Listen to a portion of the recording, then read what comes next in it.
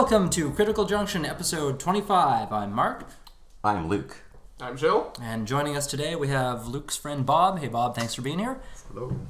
So today we are talking about atheism. So to open the show, I'd like to just quote from Richard Dawkins' book, The God Delusion, one of the most influential, I think, atheist books out there, especially when it comes to the new atheists, which we'll get to in just a second. So the God of the Old Testament is arguably the most unpleasant character in all fiction. Jealous and proud of it, a petty, unjust, unforgiving control freak, a vindictive, bloodthirsty ethnic cleanser, a misogynistic, homophobic, racist, infanticidal, genocidal, filicidal, pestilential, megalomaniacal, sadomasochistic, capriciously malevolent bully. Those of us schooled from infancy in his ways can become desensitized to their horror. So, the new atheists have been... Lovely. Shots fired! Shots fired. But the new atheists have been accused of being almost religious in their fervor against religious doctrine and religion itself. So what do we think about that? Especially considering recent events, for example, the shooting in Las Vegas, where a lot of Americans, especially on the Republican side of the spectrum, are accusing or blaming the shooting on the fact that the U.S. has lost its way with God, and if there were more prayer and less gun control, we would have less mass shootings. So, that's a thing that happened. Yeah. I mean, the episode is about new atheism and stuff. I don't think we want to make it about gun control. That could be a whole nother episode. Not necessarily gun control, but the fact that, well, we'll get into the whole religious aspect of it in a second. But yeah, let's start off with new atheism. Okay, so the new atheists kind of insinuated themselves into pop culture in 2005, 2006, right? Shortly after 9/11, there were these books that came out, The God Delusion. Then there was Christopher Hitchens with God is Not Great. God is Not Great, and Sam Harris with God is Not Great. with Letter to a Christian Nation and The End of Faith. Mm-hmm. You know these, Bob. I know all. Yeah. And there was also Daniel Dennett, who was the cuddly teddy bear of the new atheists, who kind of didn't fit that mold of the what everybody was trying to say the new atheists were. And collectively, all four of them were known as the four horsemen of the new atheist movement. That's it, yeah. And Daniel Dennett, he was he wrote Breaking the Spell, which came out around that time. So there were these four books that came out that kind of set the tone for atheism becoming prominent in pop culture and atheism being on the tongues of your average Joe in the street, when for a long time atheism was only talked about. Everybody just kind of assumes things about not believing in God or about agnosticism and atheism, and you only really talk about the subject academically. Otherwise, people just get raised in their whatever religious context they have, and they create their assumptions about what an atheist is. And atheists who grow up in their own secular households, they have their own notions about what religiosity is, and their own assumptions about what atheism is, just because of what it was for them. But finally, we're presented with an opportunity to actually kind of analyze it and discuss it, and make criticisms of the dominant cultural force, which is religion, just be something that's heard, because otherwise you would just be seen as a kook for saying anything about, or not a kook, but a pariah, I guess. Okay, so we're talking about changing norms here. And I think that's all it is, right? So new atheism starts to be a thing. People are like these four books, they're flying off the friggin' shelf. So there's an appetite for it in the culture. It's not like these quote unquote new atheists are like forcing themselves on the culture and there was a definite appetite and making something out of nothing. which is what a lot of people try to argue. But that's so not what was happening, because these frickin' books were flying off the frickin' shelves. Right. So, for example, The God Delusion was selected as the best book of the year by The Economist, Financial Times, San Francisco Chronicle, Salon, St. Louis Post-Dispatch, Capital Times, and the Kirkus Review, among others. So there was definitely an appetite for what the Four Horsemen were putting out. And just recently, white Christians have become the minority in the U.S., and atheism, or people who identify as atheist or non-religious, have taken the lead in the polls. So yeah, really, yeah, it's surprising. But the vocal minority of Christians seem to be receiving the most attention, as usual, in the U.S. So yeah, but you don't want to equivocate between atheists and the religious nuns, right? Because a lot of those religious nuns are like, they just don't liberal spiritualists. Right.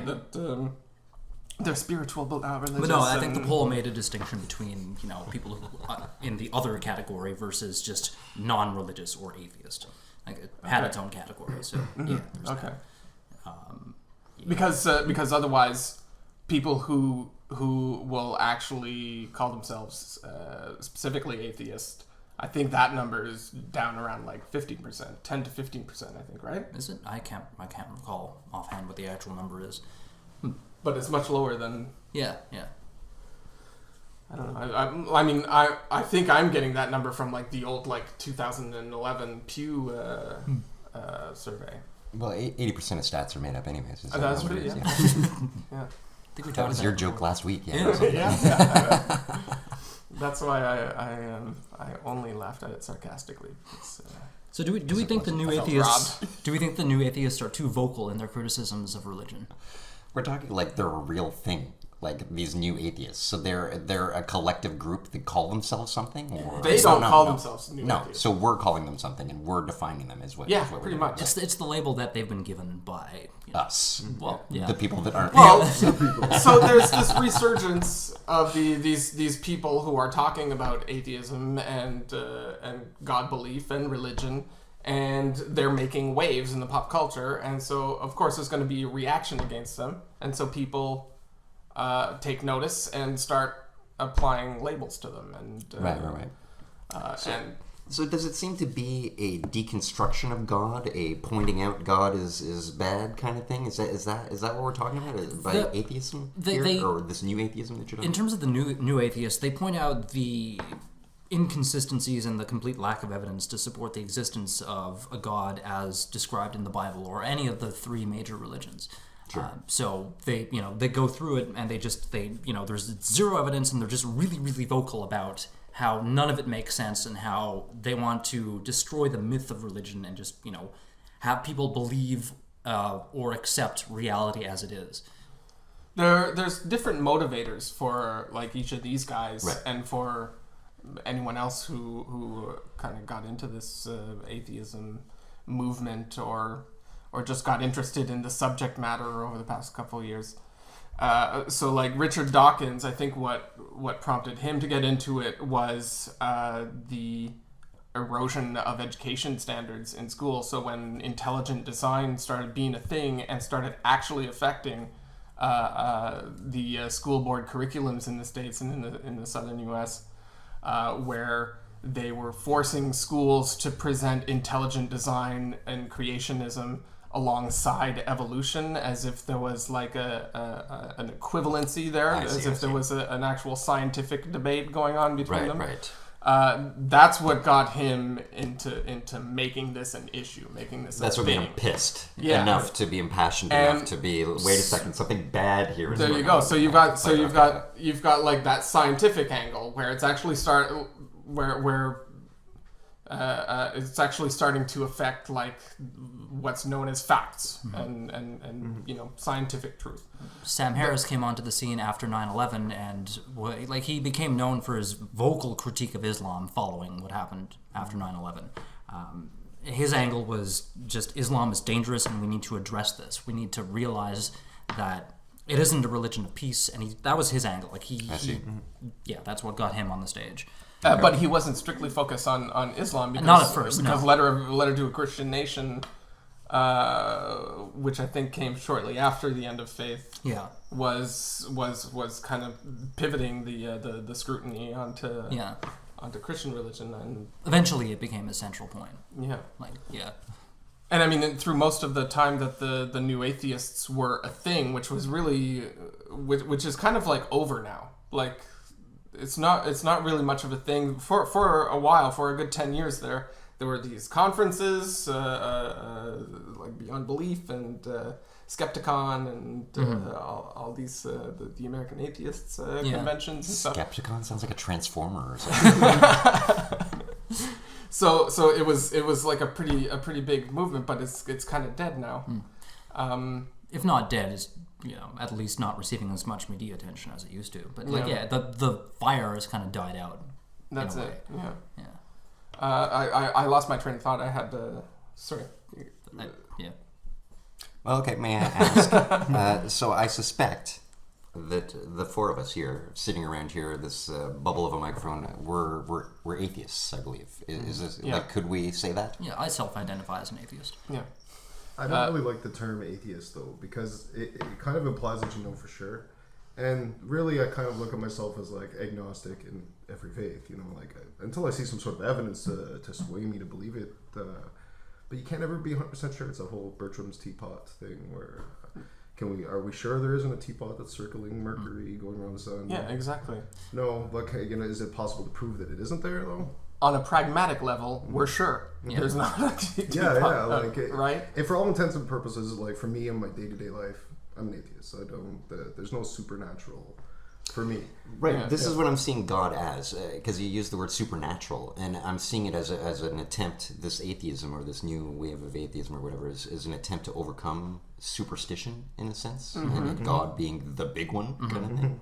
Does that make sense? Like the idea of just becoming more rational or more science based.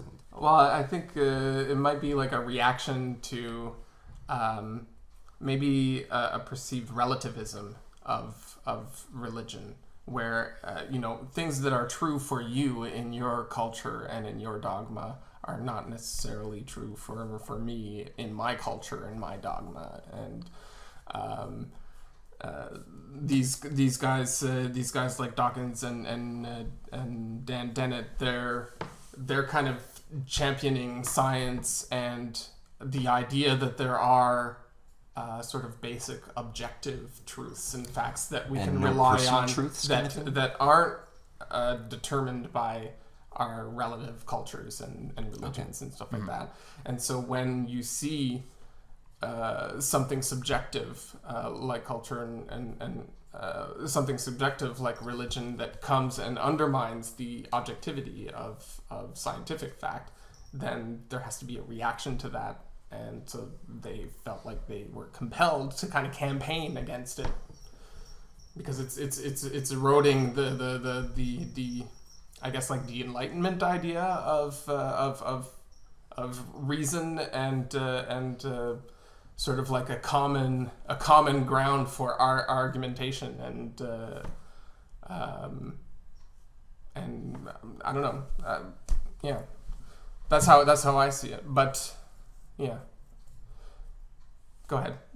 Sorry. Anyone anything? Well, for me, it was kind of the perfect timing. Excuse me, where you had like really like class A intellectuals coming out, like Sam Harris. I was like, I'm pretty sure he's a neuroscientist or something. Christopher Hitchens is like a journalist, I believe, but he's the way they spoke. Richard Dawkins is a biologist, I believe. Zoologist. Yeah, and just. They came with you clear, concise points. Like, it's kind of the first time you had a group of people with credentials like that all telling you, like, look, this is, there's nothing supernatural here. Yeah. Some of the things they had like a prayer test where they had a control group. They had someone who was like sick and being prayed for and knew about it, and then someone who was sick who knew he wasn't getting prayed for. And it turned out that people who were getting prayed for and knew about it turned out to get worse, and there was because it was something to do with the stress of it, maybe feeling the pressure to get better. And I always found that like stood out when I first heard that stat. I believe it was Sam Harris who said it.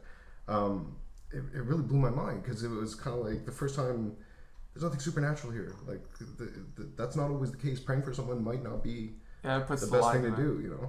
Yeah. That's a pretty funny stat, though. Yeah. It's interesting. It's pretty hilarious that it's actually detrimental to offer your thoughts and prayers. Yeah. Well, it's certainly, I mean, religion or belief in God often, to me, seems to be more of a wall that someone puts up. A stopping point. Well, I don't have to think anymore. It is just a this conversation God starter. thing, and that's fine. He'll take care of business, kind of thing. You know, an avoidance of responsibility or something like that. You know, it's definitely a conversation stopper. Well, that's what I believe. Where can you go from there? As soon as someone throws that up, like you were saying, it acts as a wall, right? There's no continuing that conversation anymore. It's a dead end.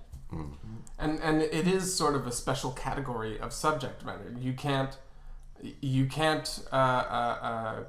critique or analyze religion from an impartial, kind of removed perspective without it being taken personally, because it's so intertwined with identity. You know, because it's about like your inner spirituality and your own connection with God and all this kind of stuff. It's like, while there can attack. be maybe a compelling or useful use for these religious ideas or concepts,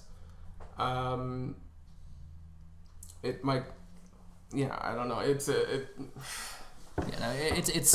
As soon as you criticize somebody's faith or their belief in a religious idea, it becomes a personal attack against them.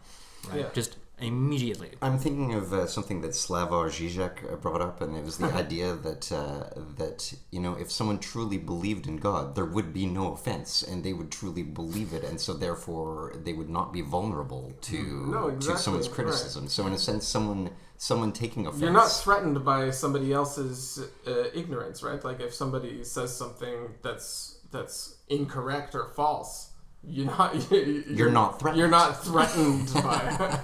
But if you're not sure of this reality that you're supposing within yourself of this existing God, then yes, it threatens you. That's right. That reminds me of a debate I got into with somebody on social media, because that's what we do these days, is we debate people on the internet. Facelessly, across an anonymous screen. Anyway, we got into a discussion about the power of prayer, and I can't remember how it started, but the way it ended. You got into this conversation? Yeah, I did.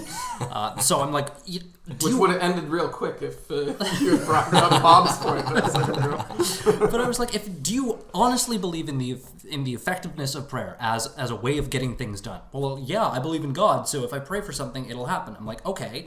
So if you're on a plane, that must be nuts. If you're on a plane and the pilot says, okay, I'm giving up control, let's pray the plane down to safety, would you panic, or would you feel confident that the plane was going to go back down to the ground completely everyone safe? Together holding hands going, we're all praying. Yeah. No, real powerful prayer. So this person is all like, I would totally feel safe in prayer. Okay, I'm like, all right, let's test this out. Next time you take your car out for a drive, surrender the wheel and just pray for safety. They're like, well, I wouldn't do that. Well, then you don't believe in the effectiveness of prayer. Like, yeah, I would. The fact that I'm feeling nervous about letting go of the wheel means that God is protecting me. I'm like, that is such a fucking cop-out. Like, are you serious? They're like, yeah, I believe that God would be influencing me not to do it, so therefore prayer is effective. Like, what the fuck are you talking about? Wow. Yeah, so that's pretty much how it ended. I'm like, you're an idiot, and that was the end of it. So... Yeah, I don't know if the person's an idiot, but they may be an idiot in terms of that kind of thing. That was idiotic. Yeah. Well, that's another like interesting thing about this subject, right? Is that unlike a lot of other disagreements over objective fact, this one here, when you analyze it like on in terms of whether it has a factual basis, the existence of God or any of the tenets of a religion. Oh shit! I lost it again. Damn it! Where's the squirrel? We're squirreling. So if I'm, what were you saying? If I'm understanding correctly, you can debate somebody's political ideology. You can debate. Oh yeah, this is where I was going. So all right, I'll save it for later. So unlike other kind of things where people can just disagree, this one here is something where we might actually have physical evidence or there's an objective lack of evidence for the existence of a supernatural force like God or like prayer or the effectiveness of prayer, but you get many very smart people who absolutely are faithful people and believe in these religions that they grew up with. Like Francis Crick, who decoded the genome. That's who he was, right? Yeah. So there's like a disconnect there. You have super smart people who are believing things that we can kind of objectively talk out that are not entirely rational to believe. Like they follow the scientific method, in order to discover evidence to support their theory, and yet... But they compartmentalize it and they don't apply that same framework to their faith. Over their own personal I feel like I don't believe that they believe in God, if that makes sense. Like, it's not true. Well, it's like, how does an archaeologist believe that the world's only 6,000 years old? You know what I mean? Like, he would see that. There's got to be major cognitive dissonance. Like, it doesn't... How can you not have internal problems because of that? You know? Right. The problem is miracles. People could just say, oh, this is a miracle. Like, I remember debating someone about Noah's Ark.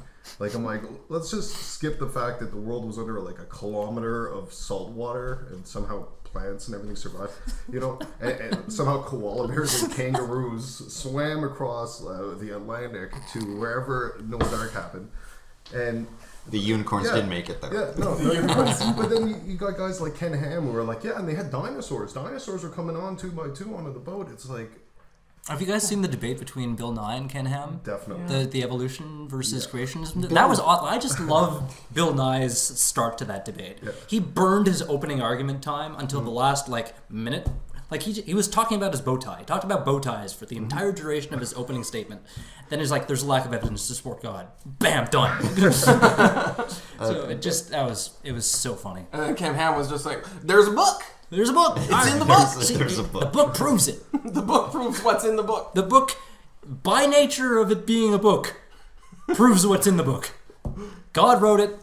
You can't say otherwise because it's in the book. Yep.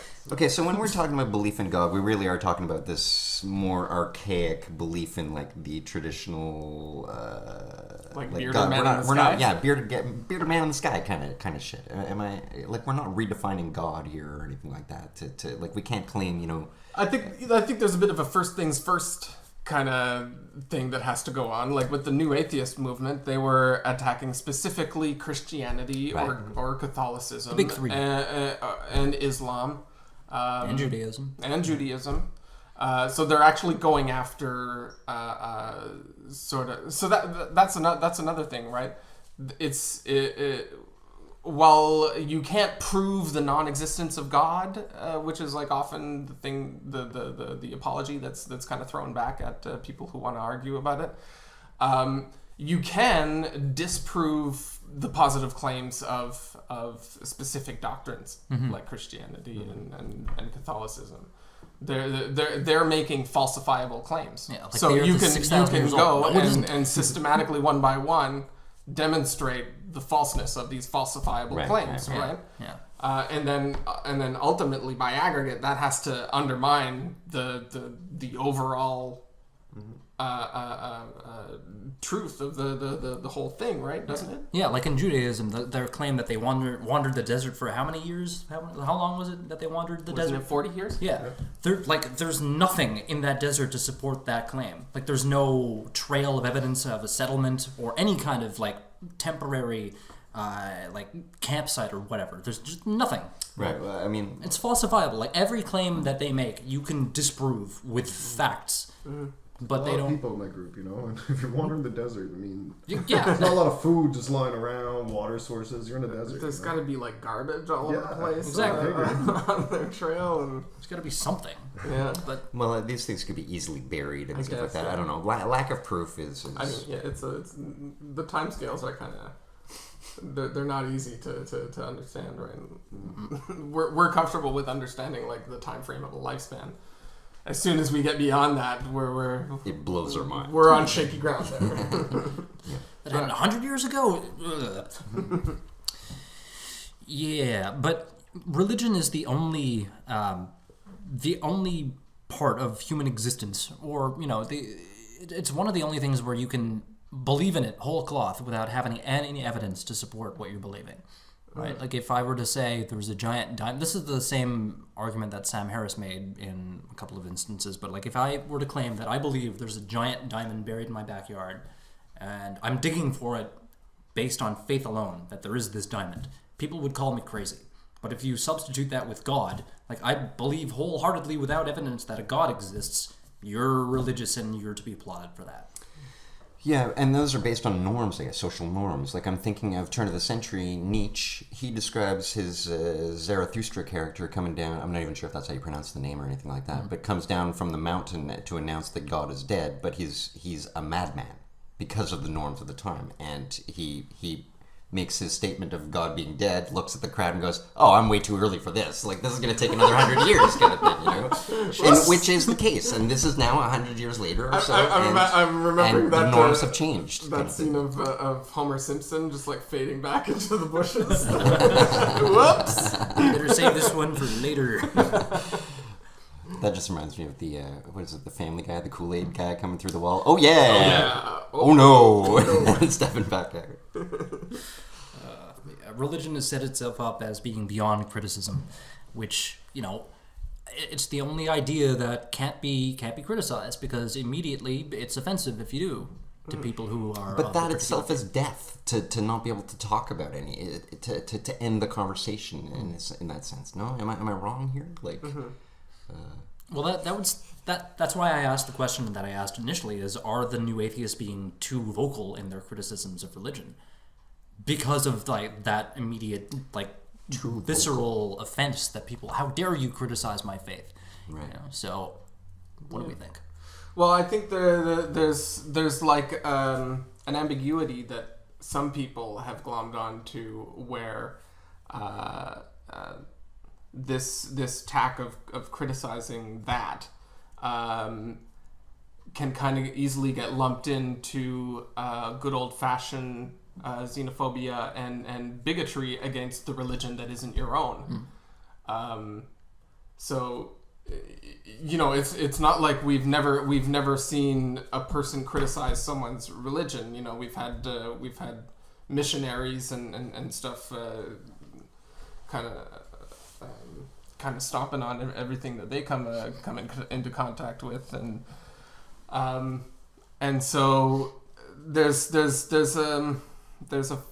sort of a touchy fine balance there to be drawn when you're engaging in it, so that you don't actually just give cover to the good old fashioned bigots, right? I don't know. Well, if you read the quote that I opened the episode with from Richard Dawkins, some people would say that's going too far, right? Mm-hmm. Some people would claim he's being bigoted towards Christians. Yeah. But I mean, there's always that distinction of are you attacking the ideas or are you attacking the people? Right, it's in the manner that you approach it, sort of thing. Yeah. But I mean, there's no to this or to that. It's always a response to the other side, in a sense. Like these things are coming about hand in hand, kind of thing, right? Like one extreme is leading the other extreme, and they're walking hand in hand. Like there's no to this or to that. Am I wrong? Like we have to talk about the middle path being the way. Like you often bring up the idea that any extreme belief is just dangerous, kind of thing. Yeah. Which is kind of a fallacy in itself, though. The whole. Well, it's not completely true. For like this extreme isn't completely right, and this other extreme isn't completely right. So the truth must be somewhere right in the middle. Yeah. You're right. There is no middle, really. Yeah. But to avoid the extremes, we could say. Yeah. That's and we just call the other thing the middle, even though it's not a defined thing by default. Yeah. Yeah, it's more of a what remains kind of thing, I guess. Well, something else that kind of struck me when I was thinking about this episode was how certain people identify as, if not strictly atheists, then just, they don't. They think the idea of the Abrahamic God is just complete bullshit, right? No, that God doesn't exist. But my gods do. Like we're talking the old vengeful... No. I'm talking like God as defined in either the Bible, the Quran, or in the Torah. Right. Well, no, God does not exist. But my gods do because I'm a neo-pagan. And I think there are many gods. But your God is stupid. So that really, really bothers me for some reason. Because they're applying the same criticisms of the Abrahamic faiths. But they're not applying it to their own new agey mentalities for some reason. Right. That just pisses me off. So your problem is not that they have this other belief, but that they're deeming the other one to be poor and theirs to not be poor, kind of thing, right? Yeah, like that's where the problem lies. Yeah, it's not like if one is wrong, the other one has to be right. Like ¿por qué no los dos? They can both be totally wrong. Right. But yeah, for some reason, they think they're right in their belief that there are many gods. They believe in things like reincarnation and all this new agey stuff, right? And yet, like, they are equally critical to the Christian and Abrahamic, the Abrahamic God as atheists are. But they don't apply that criticism to their own ideas. Like, it's like they don't go the full distance in their criticism. They stop at their own beliefs, and they refuse to question those. They hit the wall of God. Hit the wall of God. Well, in this case, it's the wall of gods. The wall of gods. Right. Yeah, and they hold all these deep-seated superstitious ideas, like the existence of ancestors in some kind of other world looking after How them. common is this neo-paganism? It's common. It is. Really? It is common. It's where are you encountering And by common you mean it's spoken of bluntly and yeah. often Like it's and all over. It's a thing. It's an actual. It's a scene. It's a scene. I don't know if it's a movement now. Is it? Which is bigger, movement or scene? I don't know. We'd have to. But they're a thing. Like they, at least in the U.S., they're recognized as a religious group, a religious denomination. That you have your Wiccans and your neo-pagans. These guys. Right. Yeah. Well, hold on. To move from a cult to a religion, let's say, it really is just numbers. Like you eventually get the enough people, and now you're a religion. You're not a cult anymore. Am I right to say that? Like once you have a certain population within your cult, let's say, then it becomes religion. To some extent, I think that's true, but I think it's more just a political thing. If the political powers that be deem a certain group a religion or not, then spaghetti it god so. or whatever that guy's called, like they can't take that seriously. Like even if the entire world is we some believe this. Some states have granted it because they care about consistency. There are at least three consistently instances applying the laws and rights. But there are at least 3 cases that I can remember. Others aren't so concerned. There are at least 3 cases that I can remember offhand of somebody going into the DMV and getting their photo taken on their driver's license wearing a colander on their head because they're claiming a religious protection. Headdress, I'm a pastafarian, so I believe in the Great Spaghetti Monster, or whatever it's called. Is that right? Is that what it is? The Great Spaghetti Monster. Yeah, the GSM. Big floating spaghetti tendrils in the sky or whatever. Because you can't disprove it, so therefore it must be real. But yeah, they got their photo taken for their driver's license wearing their sacred headgear of a spaghetti strainer on their head.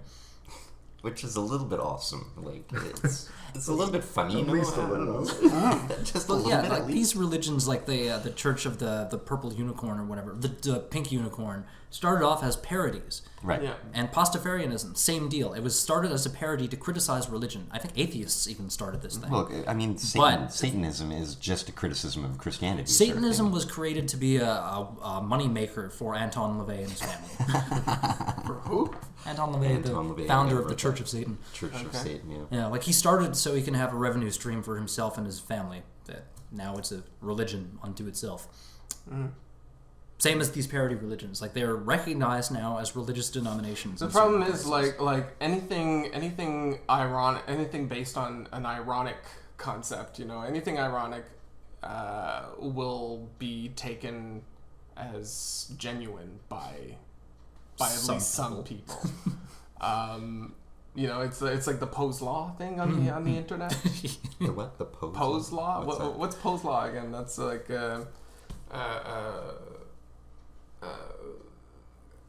if something is super absurd on if something is said on the internet sounds super absurd, you can't just assume that it's a troll or something. There's always a chance that it's somebody look it up, because I'm sure I'm butchering it. Hold on a second, I'm on it. You're on it? Yeah. Poe's law is an adage of internet culture stating that without a clear indicator of the author's intent, it is impossible to create a... Oh shit, maybe I should get the full quote before reading it. Okay, Poe's law is an adage of internet culture stating that without a clear indicator of the author's intent, it's impossible to create a parody of extreme views so obviously exaggerated that it cannot be mistaken by some readers or viewers as a sincere expression of the parodied views. The original statement of the adage was by Nathan Poe. It reminds me of, I think it's Roland Barthes. It talks about, fuck, I don't even know.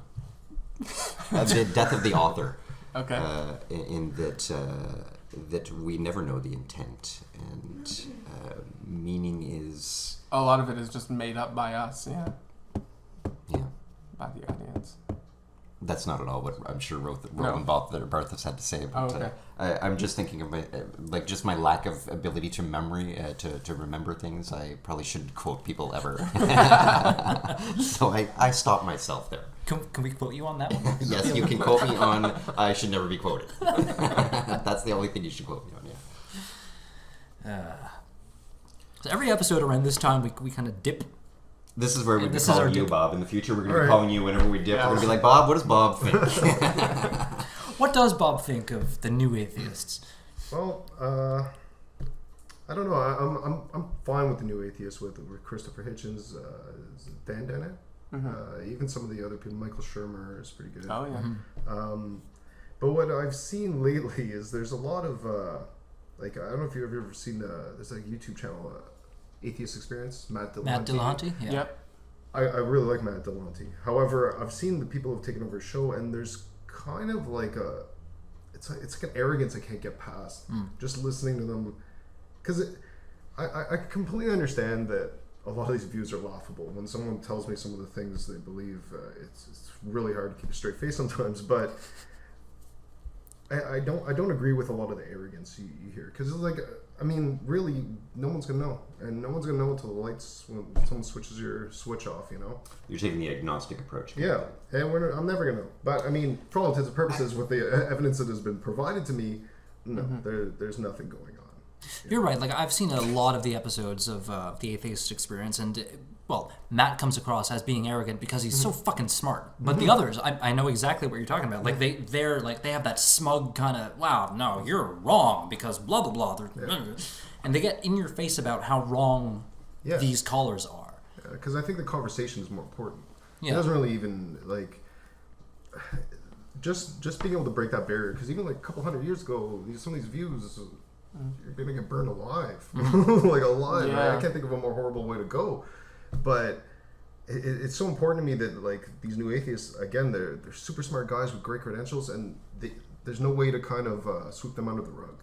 You know, with guys like Christopher Hitchens, like some of the most amazing quotes I've ever like a lot of like sound bites you get from him that are just amazing. So for me, new atheists are fine. Some of these other atheist groups I see popping up that I see kind of more like reactionary. It's not really that they have a message or that they're trying to accomplish anything. They just kind of want to tear down religion. And that I see as a little bit useful in certain ways. But I don't know. I just can't get past the arrogance. It really. So what do we think of Sam Harris's change of pace, or his new approach with teaming up with Maajid Nawaz and kind of changing the conversation around radical Islam? You guys heard about this? Yeah, so that's interesting. Maajid Nawaz is like this former fundamentalist who was actually like imprisoned in Egypt for radical activities. Yeah. And then he came out of prison being like sort of like a born again moderate. So he's not an atheist. He's still a Muslim, but he's trying to push this kind of reform of Islam to kind of reconcile it with modern progressive ideals and to try and also trying to undermine and reject the movements to radicalize youth and things like that. Right. And he wrote a book with Sam Harris, arguably one of the most vocal critics of Islam out there. So like the entire purpose was to try to reach more moderate-leaning Muslims and try to change the conversation about extremism. Right. You know, try to get them on board with convincing other moderate Muslims to raise their voices against extremism. I think it was a really good idea. Like just considering how vicious Sam is sometimes in his attacks against A, religion generally, and B, Islam in particular. Yeah. Well, I think... Go ahead. I was going to say this sounds wise of him in the sense that he's able to see that he was possibly getting arrogant and decided, I better be a little nicer and open up. No? Am I wrong here? Because, I mean, this is what we're talking about. Yeah. So, wait, so you're suggesting it was like a disingenuous kind of move to cover his ass? No, not disingenuous. No? I saw it as I'm seeing it as a step in terms of wisdom, knowing when to speak, knowing not when to speak, and how to push things forward to actually. In a sense, I guess I'm seeing it as behaviorist. He's trying to get results, right? Sort of thing, which makes sense. Pull back a little. Yeah, exactly. But nonetheless, there was like a big backlash for that. Well, it seems like backlash is just going to happen, right? Yeah, I guess that's right. No matter what, if we go peace and love to all of humanity, fuck you! But people started shitting on Maajid Nawaz, calling him things like Sam Harris's porch monkey or something like this. And on the other side, people were accusing Sam Harris of selling out his values. You know? Okay. Yeah. Like it was, there's a lot of pushback just by nature of what they're doing and who they are, right? But I think you're right, Luke. I think it was a smart move on his part to try to change the channel on the conversation a little bit because it just, But it's not just a cynically smart move. It's also. No, I never said it was a cynically smart move. No. I'm kind of speaking to myself here, kind of checking myself, and my first assumption of what you meant. It just seems like it's actually the right move to, objectively, if you want to do what's right, you should be overcoming your own ignorance and actually getting some help from the source. Somebody who actually is a Muslim, and because otherwise you're always going to be seen as kind of talking out of your ass, right? And not just any Muslim. Like he was an imprisoned extremist, like we just mentioned. Right. Were the four of us raised Catholic or because my parents were Catholic? Catholic. Yeah. Catholic. Yeah, okay. So I'm more familiar with, in a sense, the the parables of Jesus and all of that stuff. I find that my biggest problem with this whole religion thing is what people have made of it and what could possibly be some other... it's an interpretation. Everyone's just interpreting stories and stuff like that. But... stories written by people who lived in caves. What I'm getting at, though, is that this Jesus guy was pretty cool. He himself would have been sitting here and we would have loved that guy. You know what I mean? And he would be joining in on this podcast, and maybe he'd enlighten us to something. What I'm getting at is that all these people's belief in God, I don't understand what they actually believe. I don't know what they're getting at when they say that they believe in God. What is that? I don't understand what people even mean by God. It's supposedly this unknowable thing, according to their own book, from what I understand. So I don't understand. And I think in a lot of circumstances, they themselves don't understand what they believe in. But they're making they're making very specific claims about the universe. But if you question them enough, everything kind of starts to unravel. They're trying to benefit from ambiguous connotations that are just kind of there in the culture, Eventually it reaches the point where... If you're God-fearing, then you're a good person. Yeah, and eventually the line of questioning comes to the point where it's just, that's God's will, and they throw their hands up, and that's the end of it. The God wall. The God wall. Again. There's all sorts of God walls to hit, it seems, But what I'm getting at is that I do feel that these people that became the pioneers of the religions or whatever, the prophets or whatever, these people did have something of value to say. And that what we made of it is something else. Yeah. Yeah. Well, I mean, this stuff was developed before the existence of things like... What was developed? What do you mean? Religions. Okay.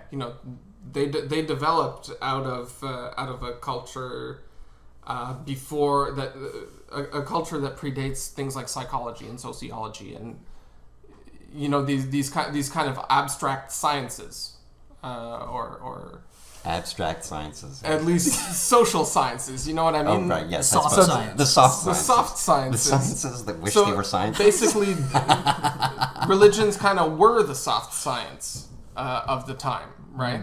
Right, they were taken as truth, so yeah, I guess. But not just that. Like a lot of it was devised, maybe not literally. So like maybe they were myths that were actually meant to describe earthly phenomena or human conditions of some way, exactly. some variety. Yeah, like the aspects of life and interaction and relationships and like if you look at predating Christianity and the Abrahamic faiths, like that was true of like the Eleusinian mysteries and things like that. Like temple-based dramas that were created or written to depict the way the universe works, according to their limited understanding of how things actually are. Like they would act out like this story that was meant to describe exactly what you were just talking about there, Jill. Like that, it was it was their way of understanding in a way, and then it got twisted into, well, this is the truth. Like this story actually happened. There was a guy who was crucified and rose from the dead, and the original meaning of that story is just lost through time.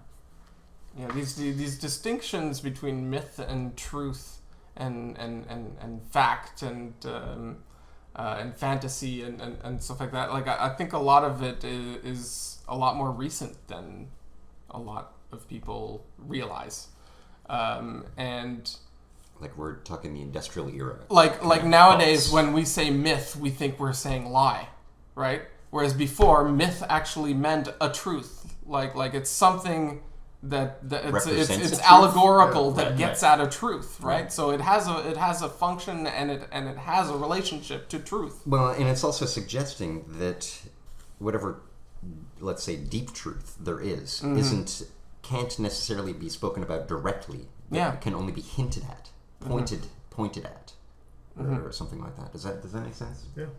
Yeah. Or like just the story like the Good Samaritan. It's harder to come up with a concept to explain to someone without that story exactly what you meant by that. Like how I find that interesting too, because the Good Samaritan was probably an atheist because he wasn't one of the other three major monks that walked by. But anyways, that story is more explaining to someone basically like, like it's good to be good to someone. You might not profit today, but you might profit later. It's good to be good. It's good to be good. Mean people suck, man. Mean people suck, man. Yeah. Like the story of Adam and Eve was, it was about sex. It's the fruit of knowledge of good and evil was the sex act. That's what the mystery, the original myth was supposed to be about. Fucking. These people fucked. Well, hold on. The myth of the tree of knowledge, to me, the tree of knowledge of good and evil is the tree of death. Like knowledge or thinking that we know what good and evil are. Well, knowledge in the biblical sense meant sex. Like that's the translation of it. Like that's what it meant. Like to know somebody biblically is to have sex with them. But hold on, don't they refer to the tree as the tree of knowledge of good and evil? Am I wrong? Yeah. I think it's just the tree of knowledge, but I could be wrong too. It's been a while since But I think the good and evil part of it kind of emerges out of the theology that develops after the fact. Does it? Okay. I'm not sure if that's actually in the scripture. Well, it's kind of just a story of like before civilization, really. Where it's like we were just two people in this weird garden. Somehow this girl eats this apple or whatever and ends up getting banished, and that's how they became kind of smart. That's how we kind of evolved from. See, this entire conversation that we're having, considered the fall. Well, That's our evolution. This entire conversation that we're having right now is the problem with religion. No one can agree on what the fuck this story was supposed to mean in the first place. You know, and then everyone talks and talks about it, and this talking grows exponentially and becomes a debate, which becomes a war. Like religion, to quote Christopher Hitchens, poisons everything. And we're just I feel like dogma in general does that, right? The things But that we say religion and is set inherently forward, dogmatic, isn't it? Yeah. And I'm just talking about how, in a sense, everything becomes dogmatic and, in a sense, becomes ruined. Like, things live very, very short lives and then die, but we keep on going, no, it's still alive, you know? So do you think we're seeing the death throes of religion now with just, the pushback with the new atheist movement, for example? It's gonna be a long. It's like even if religion were dead, it's going to. Humans have to evolve, and evolutionary timescales are really big, really slow, real slow. Like another 100 years, man. Like it's gonna take forever to get these thoughts out of people's heads, these superstitions out of people's minds. We're just at the start of that, where we're starting to just erode a need for it. There's no It's just been maybe a couple hundred years, not even probably. Well, 100 years, I guess.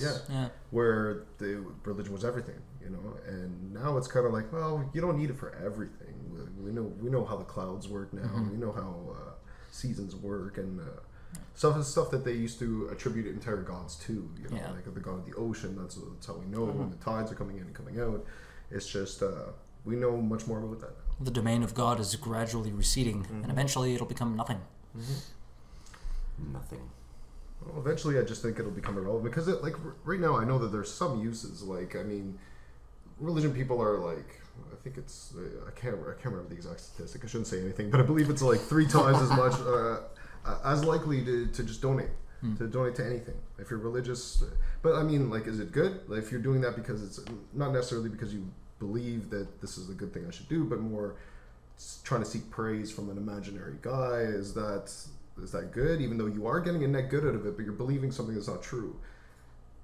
I just feel like religion needs to be much more personal. If it has any chance of surviving the next 100 years. It sounds like what you're saying is, if you believe in God, shut the hell up. Yeah, shut up. Keep it to yourself. You don't actually have anything to say. If you really feel great about it, if believing in this God really makes you feel good, what do you need to try to teach other people about it? You should be happy. I'm doing things for me. It doesn't matter that I believe in a God that's rewarding me for it. Then I have much less of a problem with it. But once you start pushing religion in schools, like we were talking about earlier, the adding the whole intelligent design into it, and the whole creationism, world 6,000 years, that should not be on par with evolution. We literally have records and records of the whole geological age of things evolving, and you still see people say, well, we don't have every transitional thing. It's like, yeah, but even if we found perfect transition, every form lined up in a row, you would say that's proof of God. Well, why are they all in a perfect row like that? It must have been God. It must be God. So how do we evolve so perfectly? Look at us. It must be God. Yeah. That's a good point. Can I ask though something? Have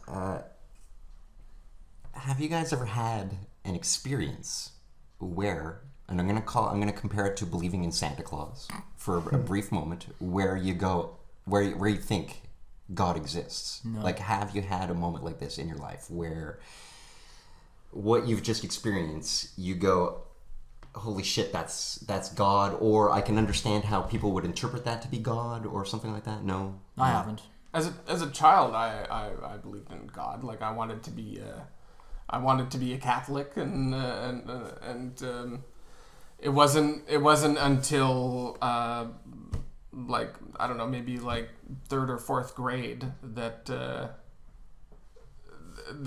things started kind of jumping into my head about how maybe these are lies, or maybe this is a little bit bullshit. For me, it was in grade 7. I remember being in religion class and being I don't know if I stood up, but in my mind I stood up and went, no, I gotta get out of here, and I went on to moral class instead because it was a Catholic school, right? And it's all the same thing. Now they're just using Jesus as the example of how to be a moral person, right? So didn't really matter that I stood up and said no, but I remember it distinctly in grade 7. So I don't know how old you are. In grade then. 7. Yeah. Oh, that's quite old. Grade 7 is like you're like already like 12, 13 years old. Yeah, right? Like, yeah. And the truth is, though, I don't see any. It's not as if something big happened within me or anything like that. It was just a recognizing that this isn't the case, kind of thing. You know, that the way they were pushing the religion wasn't the case, kind of thing. Yeah. I actually had no problem with this Jesus dude. I like this Jesus guy, kind of thing. You know, and well, that's it. There was a lot of good stuff. And when you're like a kid and you're learning about morality and learning what it is to be good and whether or not you should be good and what it means to be good. You're taking a lot of information at face value, right? And so this is presented to you as a framework for that whole category of thinking. These ideas are going to be starting to pop into your head, and so you're looking to that for as like a resource for kind of figuring out, you know, morality and ethics, even if you're not aware of these terms. And that's what these religions or these gods are meant to do, right? They're meant to point us in a moral... Sure, and since these things actually are like kind of they're saying valid things to some, at least partly. They're saying some valid things about you know, good and bad, and like, you know, things like the Good Samaritan story and you know, Jesus's teachings about, like, you know, charity and loving your neighbor as yourself and all this kind of stuff. Right, the golden rule. The golden rule. It's a good rule. It is a good one. Yeah. And that's why the golden rule was recognized as something long before Jesus ever came along. So I think it's interesting that we Christians kind of cherry pick things like the golden rule or the Good Samaritan as examples of things in the Bible that are to be applauded. Yeah. But, you know, Jesus was an asshole in other passages. Like, I'm coming down to kick your ass if you don't believe in me kind of deal. Like, they just throw that away and embrace all the good shit, you know? Well, and that speaks of us and what we're taking from it and what we'd like to take from it, if that makes sense. That's our pointing. Yeah, but Christians can't just wish that to be their religion. Like, they have to acknowledge the fact that Jesus was, in essence, a pissed off badass who wanted to get rid of non-believers in a way. Like, did he? Yeah, because I'm not familiar with this. Yeah, there are passages in the Bible saying, "I will come down with a sword to smite you," and other similar things. Like, but they what's that passage? It's like the peace on earth one. Like no, Jesus said peace on earth. That is one tiny extract from a longer passage saying, I'm gonna kick the shit out of you. For peace on earth. For peace. Yeah. I don't know. I'm not familiar with the passage, so I don't know. Like, in my mind, because of what something about I bring the sword. Yeah, exactly.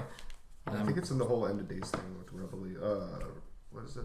The rapture and all that. Okay. Yeah. Well, Revelations at the end. Yeah, I think so. I think it's. I actually don't think it's in Revelations. Revelation is my favorite part of the Bible, though. Well, it's pretty good. Yeah, it's some great good imagery. And yeah, you're just like, this is crazy. Well, okay. So how about you though, Bob? Have you ever, for a moment, went, "Oh fuck, do I believe in God, or is this God, or you know what I'm talking about? Like this idea of like, holy shit, for a second there, I actually believe in Santa Claus." You know? Well, I found the passage. Oh. So this is from Matthew 10:34. "Do not suppose that I have come to bring peace to the earth. I did not come to bring peace, but a sword." Mm-hmm. So this is Jesus. This is Jesus saying that. I don't understand. With his walking abs. But yeah, then people just say, "Oh, Jesus said peace on earth." Well, no, that's not exactly what he said. You got to take the passage in context, which a lot of people don't do. They completely disregard the context of a certain bit of the Bible and just look at the good part. Well, yeah, and it does seem that the Bible itself has been manipulated over time. I mean, we're missing the passages from women and for sure. Mary Magdalene or the Mary that they're not even sure which Mary wrote it. Kind of There are entire conferences dedicated to which books to include in the Bible that would support the divinity of Jesus as God. You know, but Jesus as God, as we're defining now with the way that we're thinking. Yeah, that's exactly it. Like, they picked and chose which parts to put into this book that they would call the Bible. But that suggests a knowledge of God. In the sense that, but they're also saying, like, it's contradictory is what I'm getting at here, in that they're defining God, yet at the same time saying God is undefinable. It doesn't make any sense. at all. Who says God is... they weren't saying God is undefinable. Well, is that not a God thing? Like just a God characteristic that he is or it is undefinable? Or am I wrong? I'm just questioning whether or not they claim that to be one of the religious people, the actual doctrinaires, the guys that are building the church. Are they so actually saying God is undefinable? They, but there is no particular they or anything like that. No, the founders of the church picked these particular books because they wanted Jesus to be literally divine. So they picked the books that supported that idea. Right.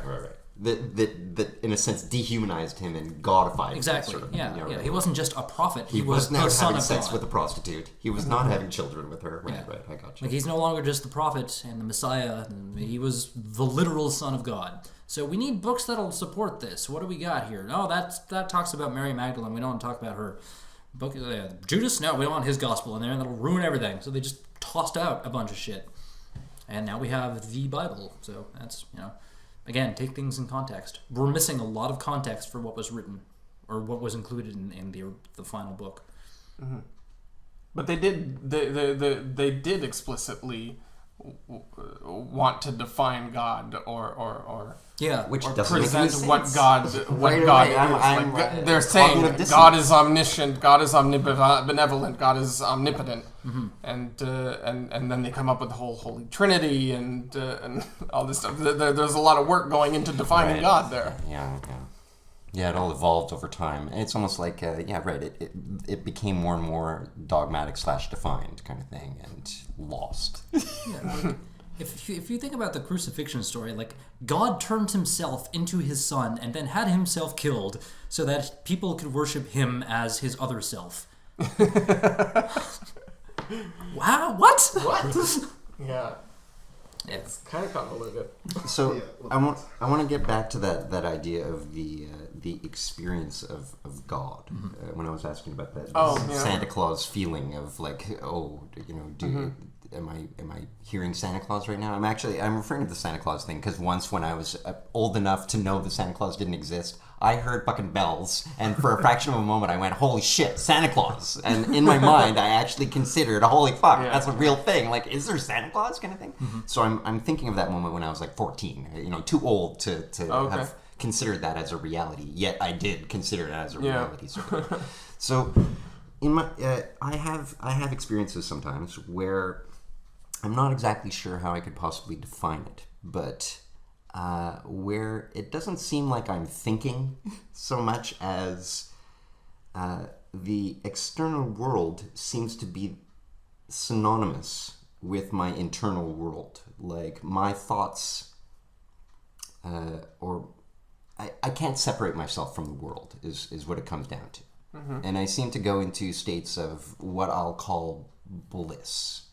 Where I'm overwhelmed and in a state of awe. This is your religious experience. This is my religious experience, and I'm not exactly sure how I could define it. This would take an entire book or something of me writing all pretty and poetically kind of thing. But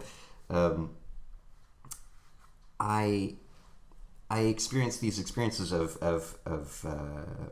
not being able to separate myself from this external world, and I will often have what seems to be...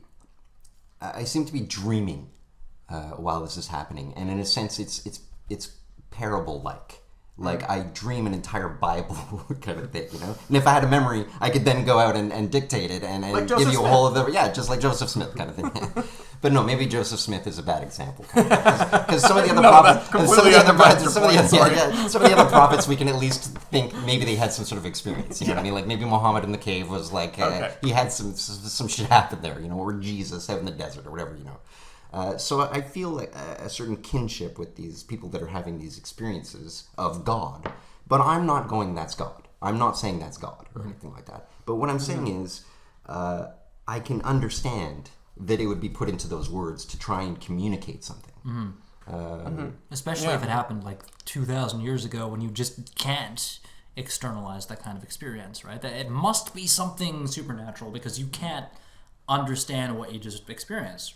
Am I right in that assessment kind of thing? Well, in a sense that, your mind is blown. And in a sense, that becomes the God. That's I can't define it. I'm in a state of awe. It's almost like, in a sense, these prophets would have to be detached from it to actually be talking about it, and no longer experiencing it, but experiencing it only through memory, sort of thing. Because when you're in it, you ain't got no problems, man, and you ain't talking to no one about nothing because there's nothing to talk about. Like it is. I don't know. I don't know if this makes any sense. Yeah, you kind of reminded me of our little conversation of earlier about how passions kind of lead to. Passions lead to ignorance or something like when you're. I was thinking of Bob because Bob was very impassioned with atheism before, and now that it's come time to the podcast, it's going,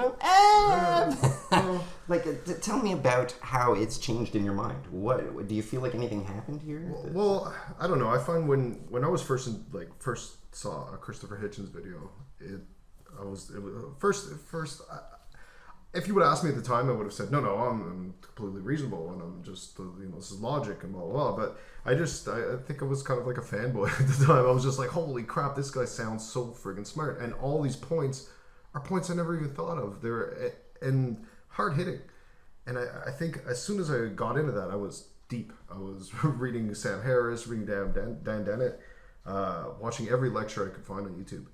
And I don't know, after that, I found it kind of wasn't important anymore, because as soon as I've kind of got over like convincing myself that I'm agnostic or an atheist, the whole conversation kind of started to be like, well, then who really cares what anyone else believes? Like, the wife is kind of Catholic, and for me, it's like... Hold on. So she is Catholic. Yeah. She's still pleasing God and Jesus, and my kids go to a Catholic school, but that's because statistically they're better in my neighborhood. But I don't know. I just found after enough time, it just became kind of it was not relevant. It didn't seem like I could really accomplish anything by following that rabbit hole any lower. I'm convinced, really, like 99.9. Eventually, it does come to its own natural conclusion. Kind of like this episode, I guess. So any final closing thoughts on it? That was an awesome wrapping up point.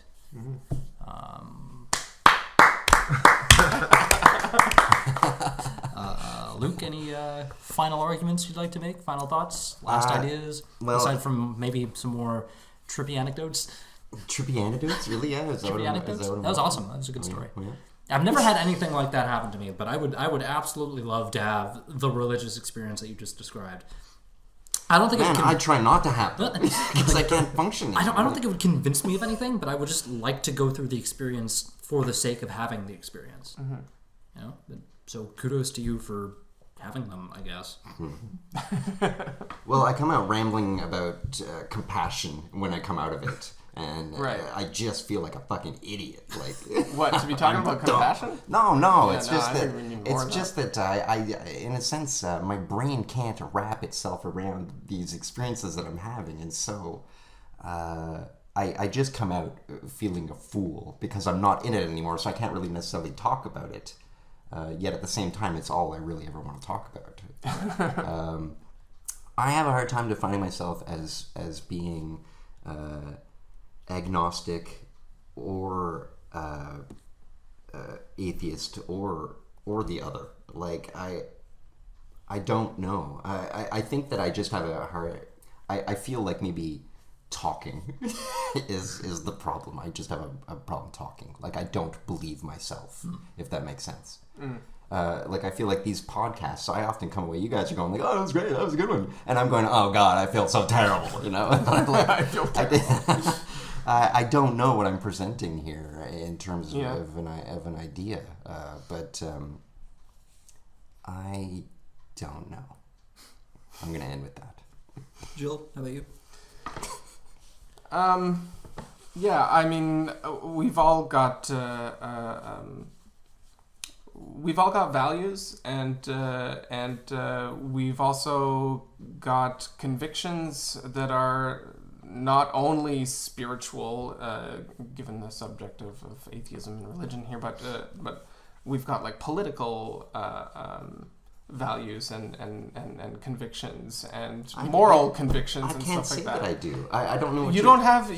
Well, you're saying that you're coming out of your experiences with like sort of renewed appreciation for compassion and for maybe trying to live that. I think that's the only thing that I was able to pull out of it as a solid thing, that compassion is good.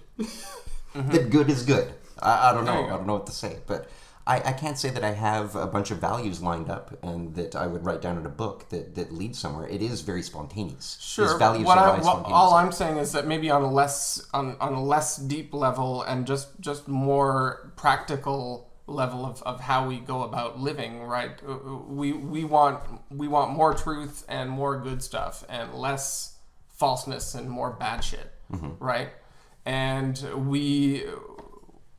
as we live our lives, we come up with ideas that we think advance one more than the other, and so with this thing like the atheism movement and its prominence that it's gaining, and the development of a willingness in the culture to actually confront long held traditional ideas and big. Like Weinsteins. Big man dogmas and big men and stuff like that. I think there's a valid place for this kind of stuff, and I think there's a value to this kind of movement, even though on some level it can also seem completely like intellectually masturbatory and just we're all masturbating now, by the way, when we do this podcast. Intellectually. Intellectually. And I guess that's my final thought here. Yep, I would tend to agree. Like there is definitely a place for criticizing long-held, deep-seated beliefs, especially when they're non-congruent with objective reality, and that's why I consider myself an atheist and a rationalist and a critical thinker. It's because I want my internal worldview to be as close to objective reality as possible. So when it comes to things like criticizing religion and the new atheist movement, those things resonate with me for that reason. Like I consider myself an atheist. I think there is not enough evidence to support the existence of some kind of supernatural deity who controls the universe and our fate and our place therein. So yeah, like thinking, critical thinking, logic, reason, rationality. I embrace all of the above. So I think that would be my my closing spiel. So, yeah. Oh, math. Making love to math. Making love to math. Right. Yeah, I don't know. I often feel like I get down on you for your strict logic science stuff. There is another thing. I think that I'm thinking of the story of the Buddha when he died, or when he was dying. He had always, in a sense, preached or educated that it's about not being attached to anything and to let go of all your preconceived notions and stuff like that. But when he died, he turned to his monks and went, so now is the time to in a sense, harvest the self. And he's always been talking about how there is no self and there's no self, so all the monks are going, what the fuck are you talking about, the self, you know? And in a sense, he was saying that does not change is the self. And so in that sense, I thought science, logic, the rational, is the self. Does this make any sense? Like that which we can determine to be not changing is the self. That's interesting. No? It's good. It's a good. Yeah, no, I can. Final thought to chew on, actually. I like that. We'll let it simmer with our listeners. But still, I want to make fun of you though for being so okay. rational. Okay. I'm used to it by now. 25 episodes in.